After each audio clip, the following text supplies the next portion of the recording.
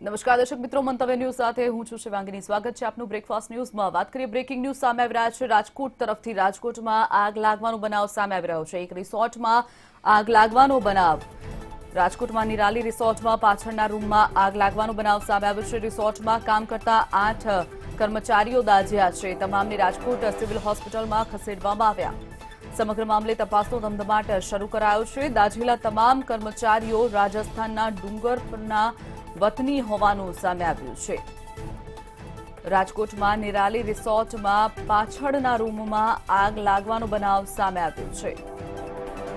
8 કર્મચારીઓ દાઝ્યા છે. તમામને રાજકોટ સિવિલ હોસ્પિટલ રેફર કરવામાં આવ્યા છે. સમગ્ર મામલે હાલ તપાસનો ધમધમાટ શરૂ કરવામાં આવ્યો છે. શા કારણે આગ લાગી હતી તે તમામ તપાસ હાથ ધરવામાં આવી છે. વાત કરીએ અંગે જ માહિતી માટે ધ્રુવ કુંડેલ ફોનલાઈન પર છે. ધ્રુવ, જે રીતે સમગ્ર મામલો સામે આવ્યો છે આગ લાગવાનો, શા કારણે આગ લાગી હતી, શું અંગે વધુ માહિતી? વાત કરીએ નિરાલી રિસોર્ટની તો કાલાવડ રોડ ઉપર આવેલું આ જે નિરાલી રિસોર્ટ છે તેનો પાછળનો વિસ્તાર છે, ત્યાં એક રૂમ છે, ત્યાં ક્યાંક ને ક્યાંક આ જે આગ છે તે લાગી હતી અને કહી શકાય કે 8 જેટલા જે કર્મચારીઓ છે તેઓ આગથી દાઝ્યા છે અને હાલ તેઓ અત્યારે સિવિલ ખાતે ખસેડવામાં આવ્યા છે. મહત્વની બાબત એ છે કે આ એક જ રૂમમાં હતા જે તમામ જે કર્મચારીઓ છે અને આ જે કર્મચારીઓ છે તે મૂળ રાજસ્થાનના ડુંગરપુર વિસ્તારના છે. કહી શકાય કે આ પ્રકારના આગના બનાવો અત્યારે ખૂબ જ બની રહ્યા છે. ત્યારે વાત કરીએ તો આ આગના બનાવની તો શોર્ટ સર્કિટના કારણે પ્રાથમિક અત્યારે તારણ નીકળી રહ્યું છે કે શોર્ટ સર્કિટના કારણે આ જે આગનો બનાવ બન્યો છે. ખાસ કરીને આને લઈને પોલીસ તપાસ પણ શરૂ થઈ છે. ફાયર બ્રિગેડની ટીમ પણ ક્યાંક ને ક્યાંક પહોંચી હતી, પણ ત્યાં કોઈ પણ પ્રકારનું હાલ ગતિવિધિ ન જોવા મળી. એટલે એક મુખ્ય વિષય એ પણ સામે આવી રહ્યું છે કે આગ શા કારણે લાગ્યું એ એક મહત્વનો એક ચર્ચા અત્યારે સેવાઈ રહી છે. ખાસ કરીને જો વાત કરીએ તો રિસોર્ટમાં આના પહેલા પણ અનેક વખત અનેક રિસોર્ટમાં આગ લાગી ચૂકી છે, પણ ક્યાંક ને ક્યાંક આ એક આગ જ્યારે અત્યારે લાગી છે નિરાલી રિસોર્ટમાં, ત્યાં એક ચર્ચાનો વિષય છે કે શોર્ટ સર્કિટ અથવા તો બીજા અન્ય કોઈ કારણોસર આ આગ લાગવાની જે બનાવ છે તે બન્યો છે. ખાસ કરીને વાત કરીએ તો પોલીસ દ્વારા હાલ તપાસ શરૂ કરવામાં આવી છે. જી ચોક્કસ ધ્રુવ, માહિતી બદલ આભાર.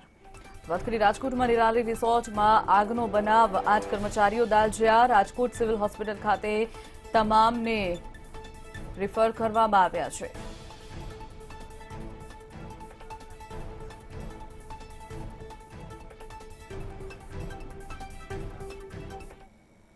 સમાચારમાં આગળ વાત કરીએ અમદાવાદ તરફથી મહત્વપૂર્ણ સમાચાર સામે આવી રહ્યા છે. અમદાવાદમાં ડ્રગ્સ ઝડપાવાનો મામલો સામે આવ્યો છે. અમદાવાદમાંથી 7 લાખનું એમડી ડ્રગ્સ જપ્ત કરવામાં આવ્યું છે.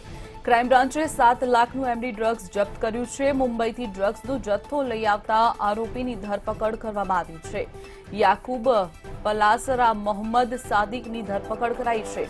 70 ગ્રામ એમડી ડ્રગ્સ સાથે જ મોબાઈલ અને કાર પણ જપ્ત કરાયા છે. કુલ 10.54 લાખનો મુદ્દામાલ જપ્ત કરાયો છે. મુંબઈના મુસ્તાક નામના આરોપીની શોધખોળ શરૂ કરાઈ છે. માનવામાં આવી રહ્યું છે કે મુંબઈથી આ ડ્રગ્સ લઈને આરોપી આવતો હતો ત્યારે આ જથ્થો જપ્ત કરવામાં આવ્યો છે. અમદાવાદથી 7 લાખનું એમડી ડ્રગ્સ સાથે જ મોબાઈલ અને કાર મળી અને કુલ 10,54,000નો મુદ્દામાલ જપ્ત કરવામાં આવ્યો છે. વાત કરીએ અંગે જ માહિતી માટે ભાવેશ રાજપૂત ફોનલાઈન પર છે. ભાવેશ, જે રીતે સમગ્ર મામલો સામે આવ્યો છે, ડ્રગ્સ ઝડપાયું છે, શું વધુ માહિતી? શહેરમાં નશા જે પ્રકારે નશાના સામાનો મળી રહ્યા છે ત્યારે અમદાવાદ ક્રાઇમ બ્રાન્ચે નશાના સામાન સાથે 2 ઇસમોની ધરપકડ કરી છે. મુંબઈથી આવેલા એક ઇસમની સાથોસાથ અમદાવાદના શાહઆલમ વિસ્તારમાં રહેતા એક યુવકને ઝડપી પાડ્યો છે. તેઓની પાસેથી 7 લાખના કિંમતના એમડી ડ્રગ્સને ઝડપી પાડવામાં આવ્યો છે અને આ સમગ્ર મામલે યાકુબ પલાસરા અને મોહમ્મદ સાદિક ઉર્ફે સજ્જુની ધરપકડ કરવામાં આવી છે. 70 એમડી ડ્રગ્સનો સમગ્ર સોદો રંગે હાથ ઝડપાયો છે. ત્યારે આરોપીઓ કેટલા સમયથી અને કઈ કઈ જગ્યાએ ડ્રગ્સનો સોદો કર્યો છે તે તમામ દિશામાં ક્રાઇમ બ્રાન્ચે તપાસ હાથ ધરી છે. ચોક્કસથી ભાવેશ, માહિતી બદલ આભાર. વાત કરીએ ક્રાઇમ બ્રાન્ચ દ્વારા વધુ તપાસ હાથ ધરવામાં આવી છે. ક્રાઇમ બ્રાન્ચે 7 લાખનું એમડી ડ્રગ્સ જપ્ત કર્યું છે. યાકુબ પલાસરા અને મોહમ્મદ સાદિકની ધરપકડ કરાઈ છે.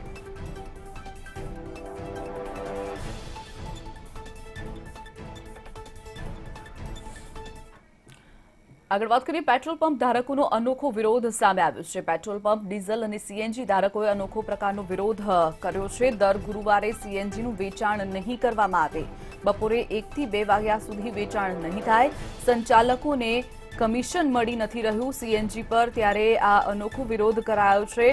પેટ્રોલ ડીઝલ સીએનજીમાં યોગ્ય કમિશન આપવા એસોસિએશન દ્વારા માંગ કરવામાં આવી છે। કમિશન વધારાની માંગ સાથે 4000થી વધુ ઓનર્સ તેમાં જોડાયા છે। પેટ્રોલમાં પ્રતિ લીટર પર 3 રૂપિયાને બદલે 6 રૂપિયા આપવા માટેની માંગ પેટ્રોલ પંપ ધારકો દ્વારા કરવામાં આવી છે। રાજ્યમાં પેટ્રોલ પંપ સીએનજી એસોસિએશનનો અનોખો વિરોધ સામે આવ્યો છે। દર ગુરુવારે સીએનજીનું વેચાણ બંધ કરવામાં આવશે, બપોરે 1 થી 2 વાગ્યા સુધી વેચાણ નહીં કરવામાં આવે, સંચાલકોને પૂરતું કમિશન ન મળતું હોવાનો આક્ષેપ તેમના દ્વારા કરાયો છે। ત્યારે કમિશન વધારાની માંગ સાથે 4000થી પણ વધુ ઓનર્સ તેમાં જોડાયા છે। પેટ્રોલ પંપ ધારકોનો અનોખો વિરોધ, દર ગુરુવારે સીએનજીનું વેચાણ કરવામાં આવ્યું બંધ। પેટ્રોલમાં પ્રતિ લીટર હાલ તેમને 3 રૂપિયા જેટલું કમિશન મળે છે, પરંતુ તેમની માંગ 6 રૂપિયા જેટલી છે। પ્રતિ લીટર 6 રૂપિયા કમિશનની માંગ પેટ્રોલ પંપ અને સીએનજી એસોસિએશન દ્વારા આ અનોખો વિરોધ શરૂ કરવામાં આવ્યો છે। ઉલ્લેખનીય છે કે આ અગાઉ પણ જે રીતે સીએનજીનું વેચાણ બંધ કરવામાં આવ્યું હતું, 1 કલાક માટે પેટ્રોલ ડીઝલનું વેચાણ પણ બંધ કરાયું હતું, ત્યારે હવેથી દર ગુરુવારે સીએનજીનું વેચાણ નહીં કરવામાં આવે તેવી પણ તેમણે ચીમકી ઉચ્ચારી છે। છેલ્લા ઘણા સમયથી પેટ્રોલ ડીઝલ અને સીએનજી ગેસનો જે ભાવ છે તે ભાવ સતત આસમાને આંબી રહ્યો છે, પરંતુ જો વાત કરવામાં આવે તો પેટ્રોલિયમ કંપનીઓ દ્વારા જે પેટ્રોલ ડીઝલ અને સીએનજીના જે ડીલરો છે તેમને અપાતા કમિશનમાં કહી શકાય કે ઘટાડો કરવામાં આવ્યો છે। એટલે કે છેલ્લા ઘણા સમયથી તેમને જે કમિશન આપવામાં આવતું હતું તેમાં ક્યાંક ને ક્યાંક કમિશનમાં ઘણા સમયથી જે વધારો છે તે વધારો કરવામાં આવ્યો નથી, જેથી ગુજરાત રાજ્યમાં કહી શકાય કે 4000થી વધારે પેટ્રોલ પંપ છે તેના સંચાલકોએ હવે કમિશન વધારવાની માંગ કરી છે।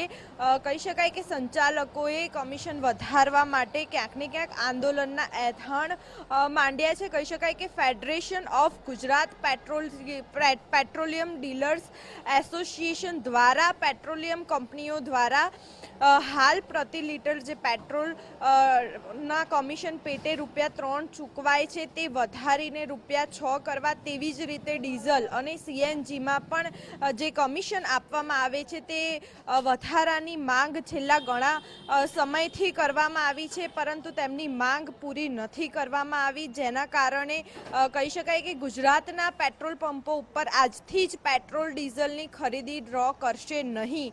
આજે બપોરે જ 1 થી 2 સુધી એટલે કે 1 કલાક દરમિયાન તમામ પેટ્રોલ પંપો પર સીએનજીનું પણ વેચાણ બંધ રહેશે। સાથે જ federation of Gujarat petroleum and dealers association દ્વારા આ જે નિર્ણય છે તે લેવામાં આવ્યો છે। મહત્વનું છે કે પેટ્રોલ ડીઝલ અને સીએનજી ડીલરોને માર્જિન કમિશન નહીં આપવાના વિરોધમાં ફેડરેશનનો જે નિર્ણય છે તે કરવામાં આવ્યો છે। ડીલરના આ નિર્ણયના કારણે ક્યાંક ને ક્યાંક જે ગ્રાહકો છે તેની પર અસર નહીં થાય, પરંતુ સીએનજીના વાહનો માટે ચોક્કસથી લાંબી લાઈનો લાગી શકે છે। ગુજરાતમાં 4000થી પણ વધારે જે પેટ્રોલ પંપ છે તે આવેલા છે। એક તરફ પેટ્રોલિયમ કંપની દ્વારા સતત કહી શકાય કે જે ડીલરો છે તેમને કમિશનમાં વધારો નથી કરવામાં આવી રહ્યો, ત્યારે બીજી તરફ સતત પેટ્રોલ ડીઝલના અને સીએનજીના જે ભાવ છે તે સતત આસમાને આંબી રહ્યા છે, જેથી જે સંચાલકો છે તેમના દ્વારા આજથી જ આંદોલનના એંધાણ શરૂ કરવામાં આવ્યા છે અને દર ગુરુવારે આ જ રીતે વિરોધ કરવામાં આવશે। કેમેરામેન નીતિન બગડા સાથે માનસી પટેલ, મંતવ્ય ન્યૂઝ, અમદાવાદ। આગળ વાત કરીએ સુરતની। સુરતના ઓલપાડમાં મકાન ધરાશાયી થતા બાળકીનું મોત નીપજ્યું છે। એરથાણ ગામના હળપતિવાસમાં જર્જરિત દિવાલ ધરાશાયી થયા બાદ 2 કાચા મકાનો તૂટી પડ્યા હતા, જેમાં કાટમાળ નીચે 7 લોકો દટાયા હતા, જ્યારે અન્ય 3 લોકો ઇજાગ્રસ્ત થતા તેમને સારવાર અર્થે હોસ્પિટલ ખસેડવામાં આવ્યા છે। જર્જરિત આવાસના કારણે સ્થાનિકોએ આ મકાન નવા બનાવવા માટે વારંવાર માંગણી કરી હતી।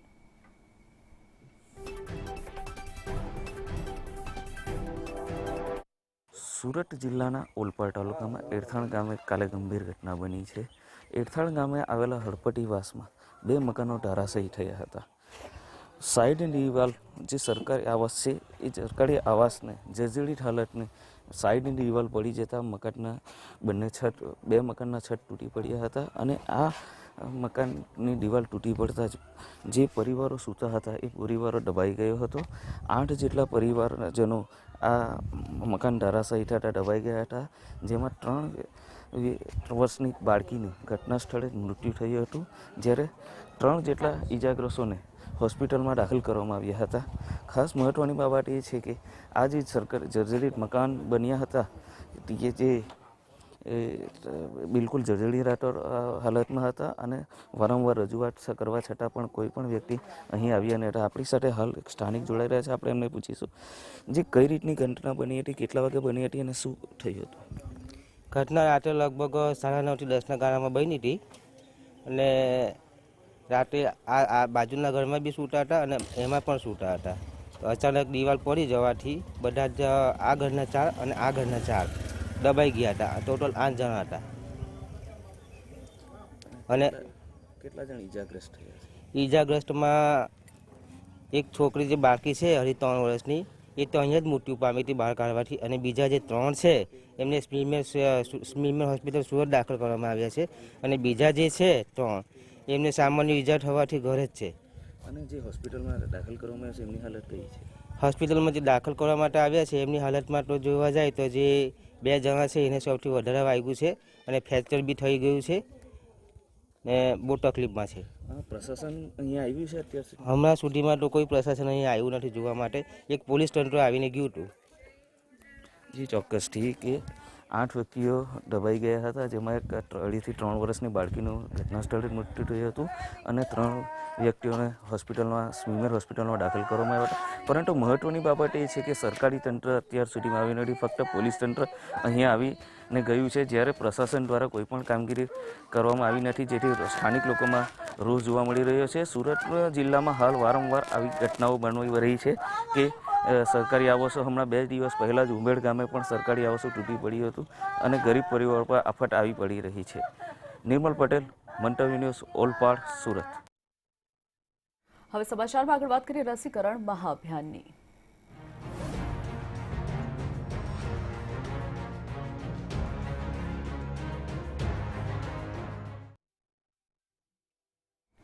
વાત કરીએ જે રીતે વેક્સિનેશન થઈ રહ્યું છે ત્યારે અમદાવાદમાં લોકોની ભીડ જોવા મળી. વેક્સિનેશન માટે લોકોમાં જાગૃતિ જોવા મળી. વહેલી સવારથી જ વેક્સિન લેવા માટે લોકો કતારમાં ઊભા રહ્યા છે. શહેરના તમામ વેક્સિનેશન કેન્દ્રો પર લોકોની ભારે ભીડ જોવા મળી. અમદાવાદમાં વેક્સિનેશન લેવા માટે લોકો વહેલી સવારથી જ આવી જાય છે. ક્યાંક ને ક્યાંક હવે વેક્સિનેશનને લઈને લોકોમાં જાગૃતિ જોવા મળી રહી છે. ઉલ્લેખનીય છે કે મોટા ભાગે તમામ લોકોનો ફર્સ્ટ ડોઝ લેવાઈ ગયો છે. હવે લગભગ બીજા ડોઝ વાળા જ મોટાભાગના લોકો વેક્સિનેશન માટે આવતા નજરે પડી રહ્યા છે. વાત કરીએ આ અંગે જ માહિતી માટે માનસી પટેલ આપણી સાથે જોડી ગયા છે. માનસી, જે રીતે અમદાવાદમાં વેક્સિનેશન માટે લોકોની ભારે ભીડ જોવા મળી છે, લોકોમાં ક્યાંક ને ક્યાંક જાગૃતિ આવી રહી છે, શું કહેશો આ અંગે?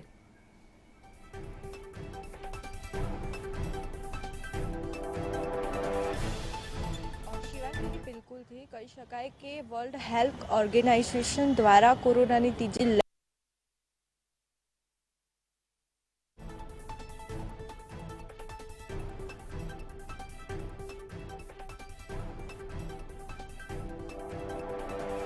વાત કરીએ અમદાવાદમાં વેક્સિનેશન લેવા માટે લોકોની ભારે ભીડ, ક્યાંક ને ક્યાંક લોકોમાં જાગૃતિ છે. તો બીજી તરફ જે રીતે WHO ત્રીજી લહેરની વાત કરી છે કે ટૂંક જ સમયમાં ભારતમાં પણ ત્રીજી લહેર આવી શકે છે, ત્યારે ઉલ્લેખનીય છે કે અમેરિકામાં જે રીતે થર્ડ વેવ આવી ગયો છે, શરૂ થઈ ગયો છે. અમેરિકામાં રોજના 1 લાખ કેસ થર્ડ વેવમાં આવી રહ્યા છે, ત્યારે ભારતે પણ ક્યાંક ને ક્યાંક અગમચેતી પગલાં લેવાના શરૂ કરી દીધા છે. હોસ્પિટલોને પણ સુસજ્જ કરી દીધી છે. સાથે જ તમામ લોકોને વેક્સિનેશન મળી રહે તેવી પણ સુવિધા કરવામાં આવી રહી છે. ત્યારે લોકોમાં પણ હવે થર્ડ વેવનો ક્યાંક ભય કહી શકાય તો ક્યાંક લોકોમાં જાગૃતિ પણ કહી શકાય. ત્યારે લોકો હવે મોટાભાગે વહેલી સવારથી જ વેક્સિનેશન માટે સ્થળો પર આવી રહ્યા છે. લહેરની વર્લ્ડ હેલ્થ ઓર્ગેનાઇઝેશન દ્વારા પણ ચેતવણી આપવામાં આવી છે. સાથે જ વિશ્વના તમામ જે નિષ્ણાંત તબીબો છે તેમના દ્વારા પણ કોરોનાની ત્રીજી લહેરની ચેતવણી આપી છે. કોરોનાની ત્રીજી લહેરની જે દહેશત છે તે પશ્ચિમી દેશોમાં જોવા મળી છે. ત્યારે મહત્વનું છે કે USA, ફ્રાન્સ, ઇન્ડોનેશિયા જેવા પશ્ચિમી દેશોમાં કોરોનાના જે ત્રીજી સંક્રમણના જે નવા કેસો છે તે સતત વધી રહ્યા છે, જેના કારણે હવે લોકોમાં કોરોનાની ત્રીજી લહેરનો ભય જોવા મળી રહ્યો છે. જેના કારણે હવે વેક્સિન લેવા માટે લોકોમાં જાગૃતિ આવી હોય તેવા દ્રશ્યો સામે આવી રહ્યા છે. મહત્વનું છે કે કોરોનાથી બચવા માટે વેક્સિન જ રામબાણ ઇલાજ છે, જેના કારણે મોટી સંખ્યામાં હવે જે લોકો છે તે લોકો વેક્સિન તરફ વળ્યા છે. એટલે કે વેક્સિનેશન લેવા માટે વહેલી સવારથી જ અમદાવાદના તમામ જે વેક્સિનેશન કેન્દ્રો છે ત્યાં લોકોની લાંબી ભીડ જોવા મળી રહી છે. એક તરફ તંત્ર દ્વારા પણ વેક્સિનેશન ઝડપી બનાવવાની જે આદેશો છે તે આદેશો આપવામાં આવી રહ્યા છે, જેના કારણે કોર્પોરેશન દ્વારા પણ વેક્સિનેશનની પ્રક્રિયા છે તે ઝડપી બનાવવા માટે જે સૂચના છે તે તમામ કેન્દ્રો પર આપી દેવામાં આવી છે. આ જે દ્રશ્યો છે કે આપ નિહાળી રહ્યા છો તે અમદાવાદના પાલડી ખાતે આવેલા ટાગોર હોલના દ્રશ્યો છે કે ગૃહિણી હોય કે પછી સિનિયર સિટીઝન હોય કે પછી યુવા વર્ગ હોય, તમામ જે લોકો છે તે લોકોની લાંબી કતારો જોવા મળી રહી છે. લોકો વહેલી સવારથી જ વેક્સિન લેવા માટે આવી પહોંચ્યા છે. એટલે કે કોરોનાની ત્રીજી લહેરની જો સંભાવનાઓ વ્યક્ત કરવામાં આવી છે તેનાથી બચવા માટે વેક્સિન જ એક રામબાણ ઇલાજ છે, જેથી લોકો હવે કોરોનાની ત્રીજી લહેરથી બચવા માટે વેક્સિન લઈ રહ્યા છે અને વેક્સિન લઈને સુરક્ષિત થઈ રહ્યા છે. કેમેરામેન નીતિન બગડા સાથે માનસી પટેલ, મંતવ્ય ન્યૂઝ. સમાચારમાં આગળ વાત કરીએ દેશની સ્થિતિની. કોરોનાને લઈને દેશમાં કેટલા આંકડા સામે આવ્યા છે. છેલ્લા 24 કલાકની જો વાત કરીએ તો નવા કેસ 41,576 નોંધાયા છે. તો બીજી તરફ ડિસ્ચાર્જ દર્દીઓની સંખ્યા 39,125 રહી છે. સમગ્ર દેશમાં છેલ્લા 24 કલાકમાં કોરોનાની સ્થિતિની જો વાત કરીએ તો છેલ્લા 24 કલાકમાં કુલ મૃત્યુઆંક 491 કોરોનાને લઈને નોંધાયો છે. કોરોનાને કારણે 491 લોકોના મોત નિપજ્યા છે. કુલ એક્ટિવ કેસનો આંક 3.82 લાખ સામે આવ્યો છે. કોરોનાના કુલ કેસની સંખ્યા 3.20 કરોડ સુધી પહોંચી ગઈ છે.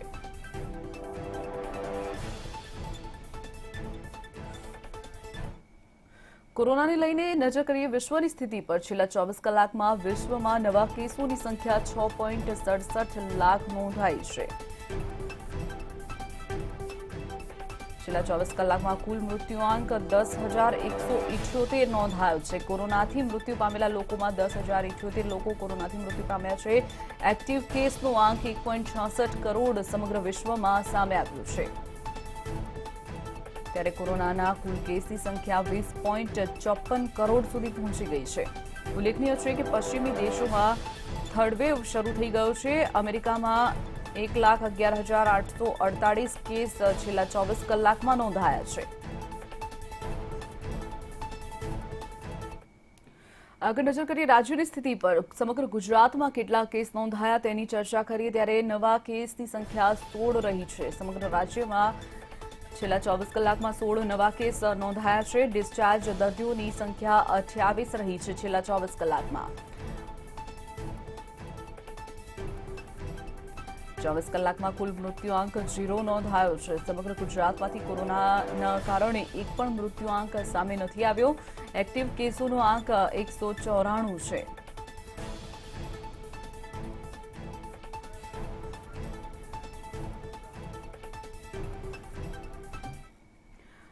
આગળ વાત કરીએ અમેરિકામાં જે રીતે થર્ડ વેવ શરૂ થઈ ગયો છે કોરોનાને લઈને ત્રીજી લહેર અમેરિકામાં જોવા મળી છે, ત્યારે ત્રીજી લહેરનો સપાટો યુએસમાં જોવા મળ્યો છે.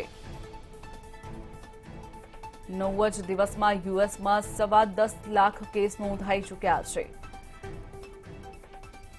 ઉલ્લેખનીય છે કે રોજના 1 લાખ કેસ અમેરિકામાં નોંધાય છે.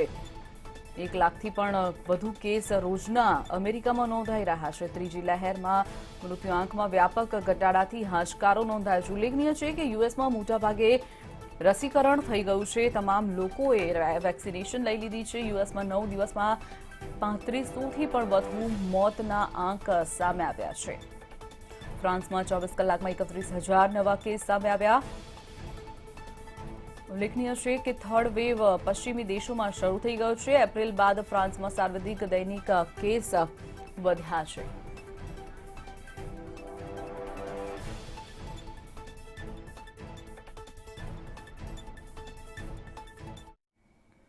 સમાચારમાં આગળ વાત કરીએ ધરતીપુત્રો માટે માઠા સમાચાર સામે આવી રહ્યા છે. ધરતીપુત્રો માટે માઠા સમાચાર. રાજ્યમાં 18 ઓગસ્ટ સુધી ભારે વરસાદની શક્યતા નહિવત જોવા મળી રહી છે. 12 ઓગસ્ટ સુધી છૂટાછવાયા વરસાદની આગાહી હવામાન વિભાગ દ્વારા કરવામાં આવી છે. દક્ષિણ મધ્ય ગુજરાત અને સૌરાષ્ટ્રમાં હળવો વરસાદ પડી શકે છે. 18 ઓગસ્ટ બાદ સારા વરસાદની શક્યતા સેવવામાં આવી રહી છે. હવામાન વિભાગ દ્વારા આગાહી કરવામાં આવી છે. રાજ્યમાં 18 ઓગસ્ટ સુધી ભારે વરસાદની શક્યતા નહિવત સેવવામાં આવી રહી છે. 12 ઓગસ્ટ સુધી છૂટાછવાયા વરસાદની વકી કરવામાં આવી છે. દક્ષિણ ગુજરાત, મધ્ય ગુજરાત અને સૌરાષ્ટ્રમાં પણ વરસાદ નોંધાઈ શકે છે. હળવો વરસાદ પડી શકે છે.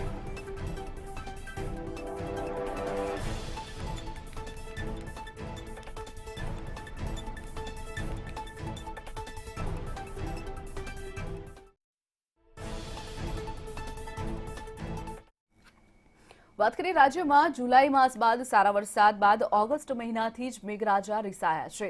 ત્યારે વરસાદ પાછો ખેંચાતા 80 ડેમોમાં માંડ 20%થી પણ ઓછું પાણી બચ્યું છે. તો 4 ડેમોની હાલત તળિયા ઝાટક બની ગઈ છે. જોઈએ આ ખાસ અહેવાલ. તાતને માથે ઘાત.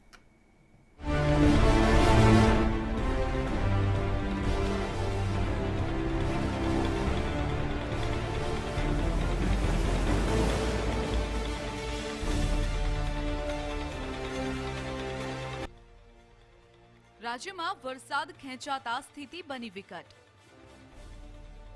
રાજ્યના જળાશયોમાં પાણીનો જથ્થો ઘટ્યો. 206 જળાશયોમાં માત્ર 50% જળ સંગ્રહ. વરસાદ ખેંચાતા ડાંગર અને કપાસમાં નુકસાનની ભીતિ. વરસાદ ખેંચાતા ખેડૂતો બન્યા ચિંતાતુર. હવામાન વિભાગ દ્વારા ગુજરાત પર હજુ કોઈ સિસ્ટમ સક્રિય નથી. વરસાદ ખેંચાતા ગુજરાતના અડધાથી વધુ જળાશયોમાં 50%થી પણ વધુ પાણી બાકી રહ્યું છે. રાજ્યમાં આવેલા 206 નાના મોટા ડેમમાંથી માત્ર 5 ડેમમાં જ 100% પાણી ભરાયા છે. જ્યારે 80 જેટલા ડેમમાં 20%થી પણ ઓછું પાણી બાકી રહ્યું છે. ગુજરાતની જીવાદોરી સમાન સરદાર સરોવર ડેમમાં 46.63% પાણીનો જથ્થો છે. રાજ્યના ઝોન મુજબ ડેમની વાત કરીએ તો ઉત્તર ગુજરાતમાં 15 ડેમ આવેલા છે. આ તમામ ડેમમાં થઈને સરેરાશ 24.42% પાણી બચ્યું છે. મધ્ય ગુજરાતમાં 17 ડેમ આવેલા છે, જેમાં 43.97% પાણી છે. દક્ષિણ ગુજરાતમાં 13 ડેમમાં 57.98% જેટલું પાણી છે, જેમાંથી એક ડેમ સંપૂર્ણ 100% પાણીથી ભરાઈ ગયો છે. કચ્છમાં 20 ડેમમાં 22.88% પાણી ભરેલું છે, જ્યારે સૌરાષ્ટ્રના 141 ડેમમાં 40.69% પાણી છે, જેમાં 4 ડેમમાં 100%ની કેપેસિટી સુધી ભરેલું છે. વરસાદ ખેંચાઈ જતા ખરીફ વાવેતરને લઈને ખેડૂતો ચિંતામાં મુકાયા છે. ખેડૂતો વાવણી લાયક વરસાદની રાહ જોઈ રહ્યા છે. આગામી દિવસોમાં વરસાદ પડી જાય તો ખેતીને જીવતદાન મળી શકે તેમ છે. સૌરાષ્ટ્રમાં મગફળી અને કપાસનું સૌથી વધુ વાવેતર થાય છે.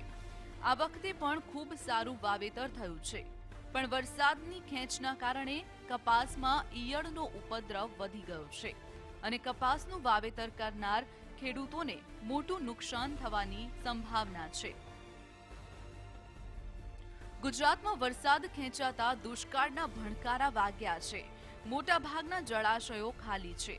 ઓગસ્ટમાં ગુજરાતના 50%થી વધુ ડેમ ભરેલા હોય છે, પણ આ વખતે 61%થી વધુ ડેમો ખાલી જોવા મળ્યા છે. જો ગુજરાતમાં ખૂબ સારો વરસાદ નહીં આવે અને ડેમ ભરાશે નહીં તો આવનારા દિવસોમાં ગુજરાતે દુષ્કાળનો સામનો કરવો પડશે. બ્યુરો રિપોર્ટ મંતવ્ય ન્યૂઝ. તો આ સાથે સમાચારોમાં અત્યારે બસ આટલું જ. વધુ સમાચાર માટે આપ જોતા રહો મંતવ્ય ન્યૂઝ. આપ લોગિન પણ કરી શકો છો www.mantavynews.com પર. નમસ્કાર.